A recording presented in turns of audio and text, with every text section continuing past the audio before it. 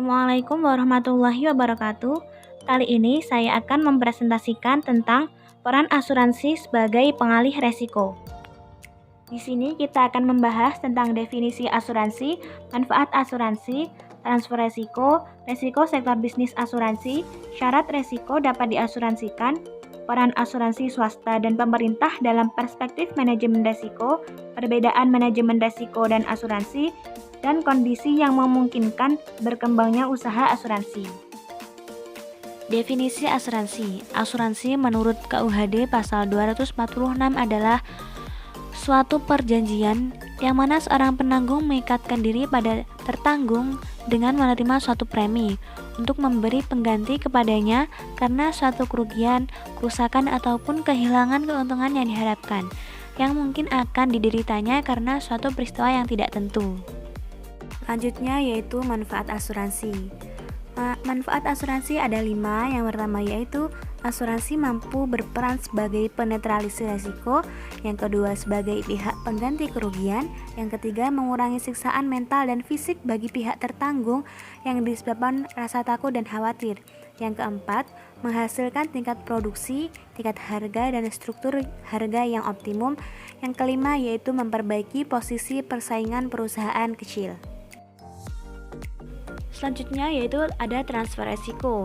Secara umum ada 2 bentuk transfer resiko. Yang pertama yaitu mentransfer resiko ke perusahaan asuransi. Maksudnya di sini yaitu perusahaan ataupun individu akan melakukan asuransi ke perusahaan asuransi. Contohnya asuransi benda-benda yang dimiliki oleh perusahaan, asuransi jiwa dan kesehatan dan lain sebagainya.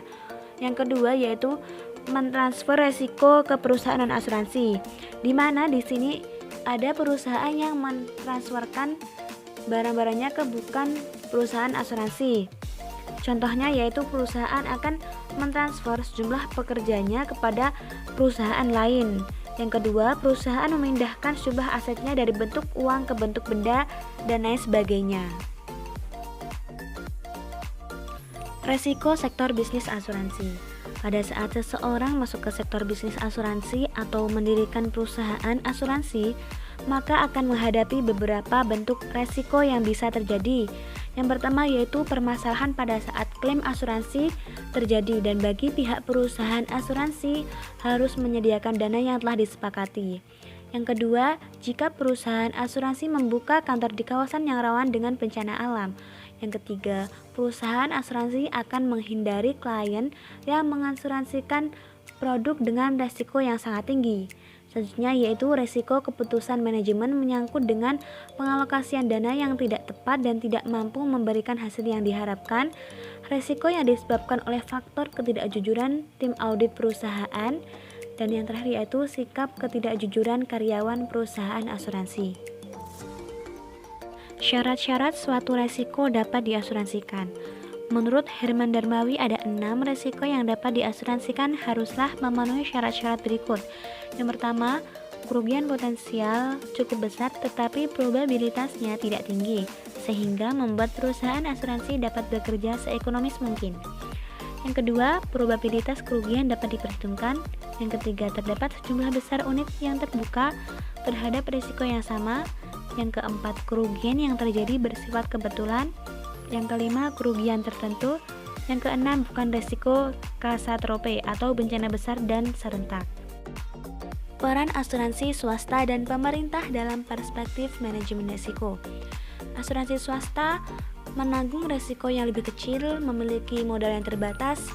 Perusahaan asuransi bertanggung jawab kepada pemilik modal dan bekerja untuk memberikan keuntungan maksimal kepada pemilik modal. Perusahaan asuransi juga menghindari risiko yang bersifat sistematis dan spekulatif.